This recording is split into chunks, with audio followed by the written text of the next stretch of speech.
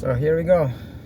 My wife has declared a war on sugar and processed food about 20 years ago, probably more than 20 years ago, but I became aware of it 20 years ago when our first child was born, and I supported her. I understand. I mean, we all know sugar is bad, but I did not support her enough, because like all of us, how do we function, right? We're like, well, I mean, it's hard for us to change our habits, and we like our beliefs, right? We like to think that we're the smartest people on earth. We got everything figured out. This is how our brain works. We protect our beliefs, our habits, our traditions, right? And look, everybody is around you is like this, like there's a birthday and the grandma bakes something, and your friends, they bring cupcakes, and it's like, well, listen, okay, I mean, come on, I know it's bad, but I mean, everything is bad. Come on, what are you gonna make your kid like a freak? Like everybody's gonna eat that, that ice cream, and you're gonna say, no, my kid is not eating ice cream, blah blah blah blah blah. So that's what I was saying to my wife, like, listen, I support you, but I mean, come on, let's be reasonable. All right. So, and maybe there's some truth to that too, but hear me out. And here's what happened. So I started doing research because I'm a judo coach. I see a lot of kids. I see a lot of, I train kids, adults, and I don't know. And sometimes, like, I wonder, like, I want to make people healthy, right? It's not just about judo. It's about being healthy. And so I started doing research, and I found out a lot of stuff. And I'm going to save you some time if you're interested. I'm going to try to summarize the research I've done in the time it takes me to go to work. So here we go. Sugar. You have to understand. If you understand, then, because like I didn't really understand. I was trying to, follow my wife's instructions, and I was confused. Like, so many instructions. This, you did this, I don't know, meat, vegetables, organic, sugar, processed, like all this stuff. Like, how do I navigate this, I'm just a regular human being. Another thing, like, you listen to Andrew Huberman, right? Well, great guy, wonderful, but come on, like, I don't need to know all these hormones. Like, I'm not a doctor, I'm not a biologist. Why are you telling me about cortisol and dopamine and gut and I don't know, what is it, neuroadrenaline? Like, okay, listen, like, tell me the concept, summarize the concept. So I did the research, I listened to that stuff, and I can try to summarize the concept for you in a very concise way, and you will tell me what you think about it. And if I make a mistake, tell me. So sugar is what is a sugar? What is a sugar that we consume? It consists of two things. It's called sucrose. Sucrose is made of glucose and fructose.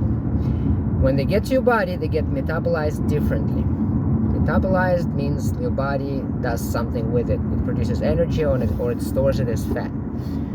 What glucose does, it gets absorbed all over the body, especially in the liver, but all over your body. And in order to get metabolized, it needs insulin. And that's the only hormone I'm going to name in this video, insulin. So your body produces insulin every time you eat sugar. Now, nature did not think, right, that we're going to be eating sugar all the time. So the way nature designed it, or God designed it, depending on your beliefs, right, is that you consume sugar, you produce insulin, you metabolize your sugar, you're done. Now you go hungry. So your body takes a break from insulin, okay? Because you have insulin receptors in your body, right? If you don't have insulin, so your receptors are very sensitive, right? It's like if you're not in a noisy environment, your ears are very sensitive to any kind of noise. So your body is supposed to be sensitive to insulin. So as soon as you get some glucose in your blood, you produce insulin, your body is sensitive to that insulin, you absorb it, everything is good. But in this day and age, right, what happens? We eat too much sugar. Everybody knows we eat too much sugar, way more than we have to. And not only that, we snack all the time, we eat all the time, we feed our kids. The kid says, oh, I want to eat. Okay, here you go. All that, so we non-stop insulin, big spikes of insulin whenever you eat ice cream, and constant insulin whenever you snack. And so your body becomes insulin insensitive. Okay? What happens? Do you get diabetes at that time? That would be good news, because then you would get diagnosed and treated and you stop eating all this crap. But no, you don't get diabetes, because the way diabetes is diagnosed is by checking your sugar level, glucose level in your blood. When you become insulin insensitive, you don't get a spike. Your blood shows normal glucose, maybe, because your body, your pancreas, which produces insulin, compensates by producing more insulin. Right? Your body is not sensitive to insulin, so your glucose does not get absorbed. So your pancreas says, "Oh, I don't think I produced enough insulin." Just like when you're talking to your kids, right, and they ignore you because they're used to your voice. Now you start speaking louder, and now your kid hears you, right? So there's no problem. You achieved the goal, right? Same thing with your body. Insulin insensitive a little bit because your body is used to it. Pancreas says, all right, let me produce more insulin. Produces more insulin, glucose gets absorbed, everything is happy, doctors are happy, glucose is fine. But now you're producing, in order to achieve the same result, you're producing more insulin. And your body becomes more insulin insensitive. Okay? Insulin is bad for your body all over the place, and I'll talk about it later. Okay, so eventually you get diabetes.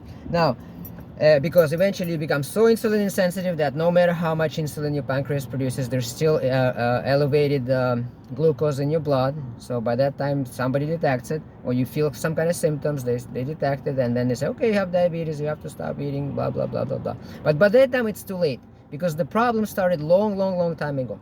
You've been living all these years with your body compensating your insulin insensitivity by producing more insulin and making you even more insulin insensitive and making your problem even worse. Your body has to be insulin insensitivity. I'm going to simplify it for you. I'm probably going to make a mistake, but conceptually it's linked now to everything. It's not just diabetes. Diabetes is insulin insensitivity in your liver. If you have insulin insensitivity in your brain, that's Alzheimer's. Insulin insensitivity in your heart, maybe it's cardiovascular disease. Okay, I'm oversimplifying tremendously, but check me, fact check. I'm going to give you references at the end of this video. Okay, but it's even worse than that. Sugar has two molecules, glucose and fructose, and the way fructose is metabolized is different from glucose. It does not raise your insulin. Fructose does not need insulin to get metabolized. So actually, people used to think fructose was the good guy. They used to give diabetics fructose because it doesn't raise your sugar in your blood. Sugar in your blood is glucose, right? They're measuring glucose. So when you give people fructose, people with diabetes, right? Well, listen, the sugar doesn't get raised because fructose is not glucose, and it does not need insulin to get absorbed. The way it gets absorbed is it goes straight to your liver. Okay? It also goes to other places, but mainly gets metabolized in the liver. And here's the big latest research, maybe not latest, but I found out about it recently, is that the way it's metabolized, it's almost identical to alcohol. Okay? So this is the reason why today kids get adult diseases. Okay? We have a lot of kids with adult diseases. The diseases that used to be the alcoholic diseases, right? When I was growing up as a kid, I knew that, when you drink alcohol, you get some problem with the liver. forgot the product, how the way it was called, but fatty liver or something like that, right? Well, guess what? Now regular people get fatty liver all the time. Look up the stats. Don't believe me. Okay, check the stats. Check the change in statistics. Not just the statistics, how did it change over the years? How about the kids? Huge amount of kids get fatty liver, which used to be the disease of alcohol, but now it's the disease of fructose, sugar. The thing with it is that you don't necessarily detect it right away. Nobody checks for this. The way you detect this is when you get diabetes. Okay, there's a cup here, and I'm gonna slow down, make sure he doesn't follow me. So where was I? Yes, liver. So when you get fatty liver, what happens is that that's a different way for your liver to get insulin sensitivity. You see, glucose and fructose, they cause insulin insensitivity in different ways, right? Glucose by simply producing more, making your body produce insulin non-stop. But fructose, it gets to the liver makes fat from fructose, and your liver gets fat, and that prevents your liver from doing what it's supposed to do, which is metabolizing glucose, right, when insulin is produced. So your liver becomes insulin insensitive. We go in the same circle. Pancreas produces more insulin, blah blah blah blah. You get diabetes. The cause of your diabetes in this case perhaps is not the glucose, it's the fructose, which made your liver fat.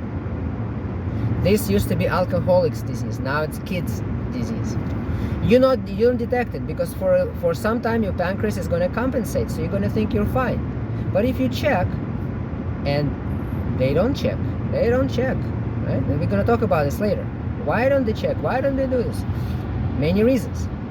Number one, I'm going to talk about now, I guess. Number one, they didn't know better. Number two, doctors don't know better, right? When the doctor goes to the seminar, like go to a conference, professor, doctor so-and-so, we're going to invite you to a conference, please come. Who is this conference organized by? It's organized by drug companies, maybe it's organized by the food industry, because they're saying, hey, listen, now we're health conscious, we're going to invite doctors to this conference. Well, guess what? They're not going to necessarily tell the doctor exactly. They don't have your best interest in mind, let's put it this way. The food industry, what do they want to do? They want to sell stuff, right? The drug industry, what do they want to do? They want to treat stuff with drugs, right? Makes sense.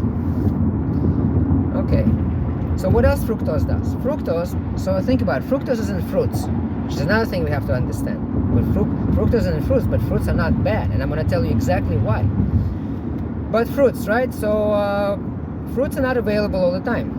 They're available, so think about a bear, right? The bear needs to hibernate. The bear needs to store some fat in order to hibernate the whole winter. And luckily for the bear, there's a short period where there's a lot of berries, honey, right? And the bear goes and eats those berries and honey and gets fat in order to be able to hibernate the whole winter. The nature understands that. The nature understands that the bear has to eat a lot of berries and a lot of honey to get fat to survive the winter. Berries and honey, they have fructose. And what fructose does to the brain, it goes to the brain, not just to the liver. It goes to the brain and it tells the brain, don't stop eating. It's not about you getting energy, my friend. As a matter of fact, fructose doesn't give you immediate energy, unlike glucose. Okay? As a matter of fact, it actually consumes a little bit of energy in order to get metabolized. Check this. This is research that I've done, hours of research, summarized in 20 minutes that it takes me to go to work. So it goes to the brain and says, keep eating those berries. Okay? Do you see where I'm going with this? Your child gets, whatever it is, the juice. When they drink the juice, Coke, same thing. Cookie, ice cream, they get glucose and fructose. We already covered glucose. The fructose goes to the liver. Not good. Okay? Liver can process a little bit. It cannot deal with all the sugar you throw at it. There's no way. It's bad. Okay? It's the same as alcohol. Same. No difference. It goes to the brain. It's just as addictive. Okay? It's as addictive. It's meant to be addictive. It's designed to be addictive. It's designed to tell the bear, keep on eating those berries. Don't stop eating, please.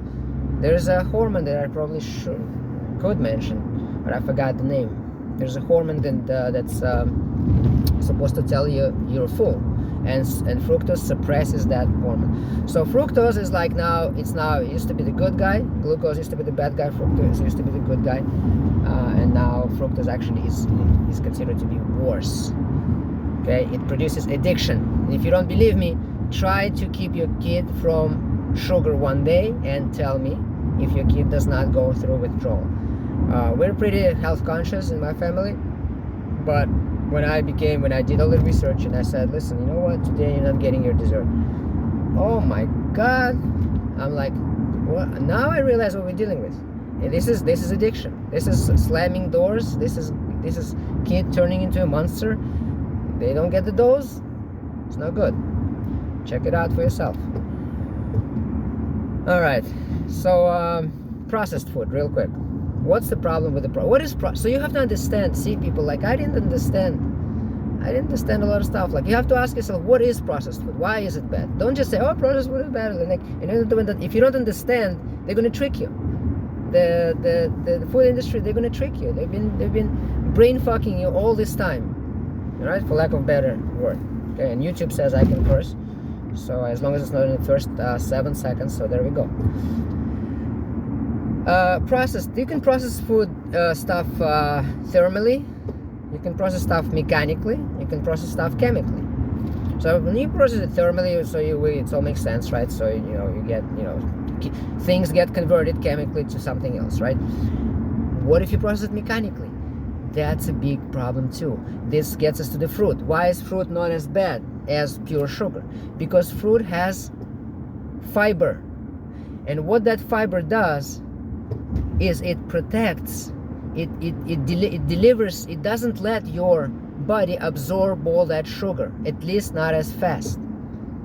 Okay, so even though you're eating the same calories, when it's covered, that fiber is like packaging. That sugar is packaged. Okay, and so it doesn't get absorbed.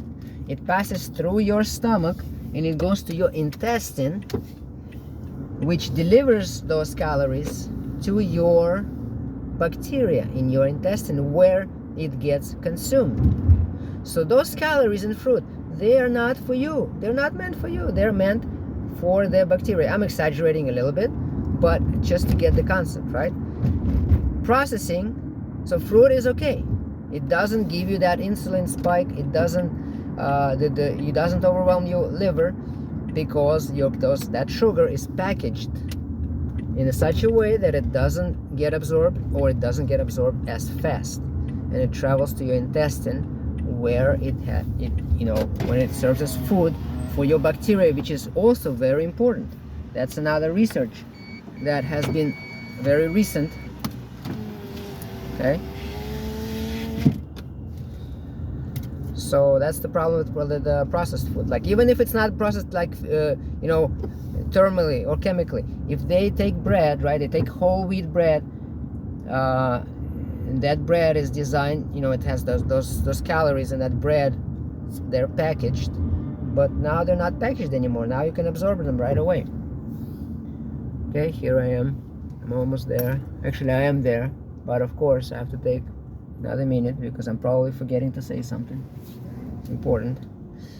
Another thing, so speaking about bacteria, they're very important. The bacteria in your gut are super, super, super important.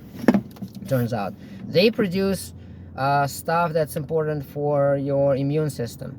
They produce hormones, neurotransmitters that actually travel to your brain. So first time I heard about this, this gut-brain connection, I said, oh, come on, these people are nuts. What are they talking about? Come on, you know what gut is? It's a pile of what. And it's connected to my brain. What are you talking about? Well, the bacteria, which is there's more bacteria in your gut than there is cells in your body. They outnumber us. They outnumber your cells by 10 to 1. And those bacteria turns out to be very important, produce very important stuff, and they keep bad stuff from being absorbed. They keep shit from getting absorbed into your bloodstream. So you better treat those bacteria nice. And what those bacteria like is they like fiber. The fiber does not necessarily have does not have anything for you, but it has a lot for the bacteria. That's the food for the bacteria. That's what the fruit and vegetables have, the fiber. You gotta feed the bacteria. You gotta keep the bacteria happy. If the bacteria is not happy, they're gonna stop producing the stuff that you want them to produce. Your immune system is gonna be bad. Your hormones are not going to be right because they are producing some important hormones and neurotransmitters. And also those bacteria, if they're not fed, they're going to get mad at you, and they're going to get hangry, and they're going to start eating your own gut, and your gut is going to become more permeable to all kinds of bad stuff, and you get leaky gut or whatever it is. I'm not an expert, but it's bad. And hopefully I explained it in a way that makes sense. It's not just words. It's not just names of hormones. I'm explaining the concept, how this actually works.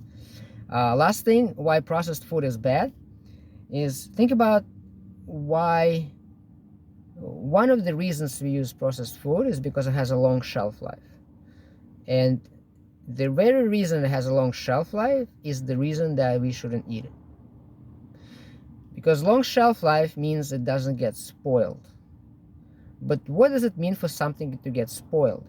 It means that it allows some kind of bacteria, yeast, whatever, some kind of live organisms to grow. That's when the food goes bad, it gets fermented, right? It means bacteria is eating it, bacteria is growing on it.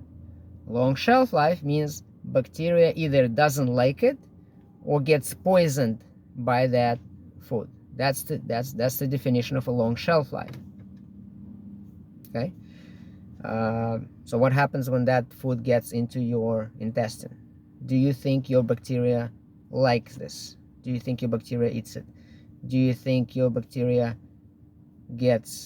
thrives on that food? No, it doesn't.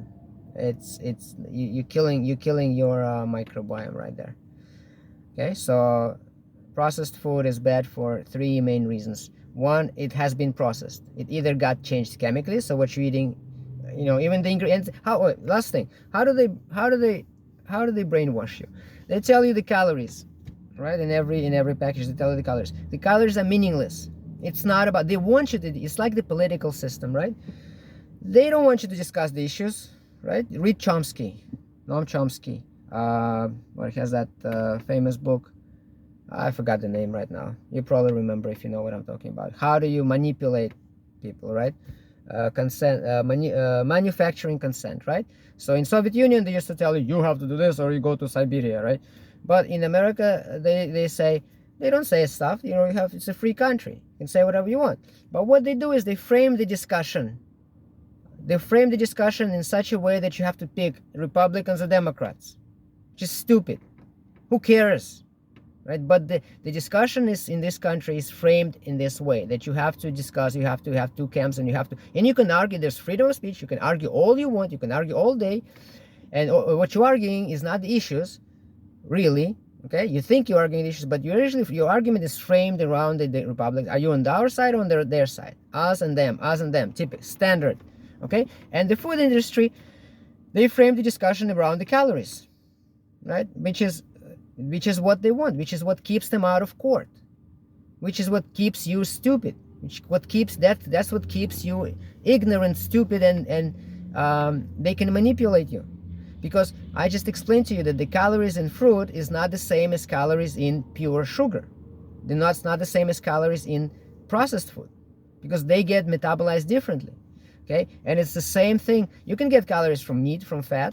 It's not the same. They don't do damage to your body the same way that the purified sugar does. All right, so that's how they mess with you. But they tell you calories everywhere. Even the beer. I go to the restaurant. The beer has calories. It's not right. Why? If you're drinking beer, why do you even care about calories? But that's what they want you to do, and that's what you've been doing. I want to cite a few people. Professor Lustig.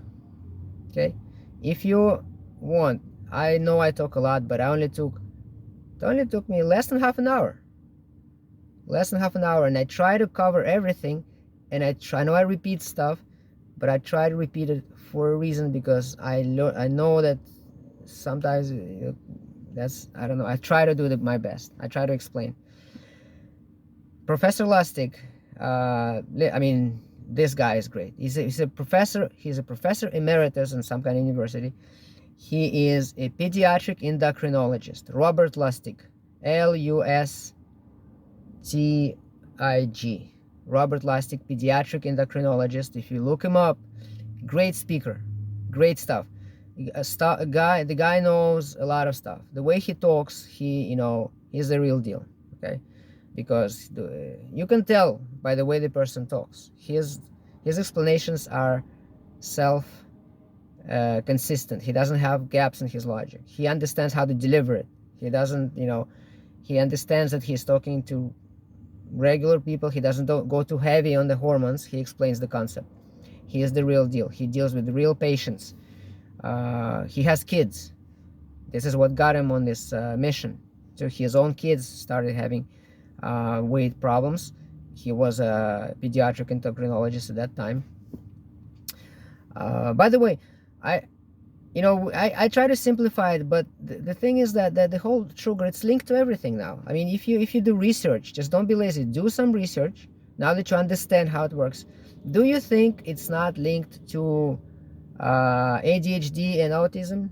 I bet you. I haven't done the research yet. I bet you it's linked to that, because the fructose has effects. The sugar has effects in the brain, especially the kids. Just the sugar spike is not good for the brain.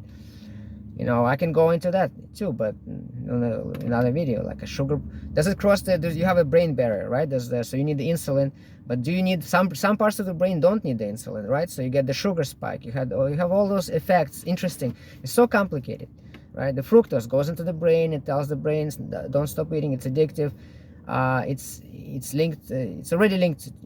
I guarantee you, it's linked to a lot of problems that we increasingly see now, which is like autism, ADHD. I'm not telling you like 100%. I have not done the research, but I have a hunch there's a link between that two, because sugar is linked to a lot of behavior problems in kids. I know that. So it's linked to the brain, so it's got to be linked to all the kind of brain problems. Professor Lustig, what is this? Pradeep, this Indian doctor, cardiologist. Pradeep Jamnadas. Look him up too. Okay, so I'm not just making this up. I have people that I can cite, and good luck. Bye.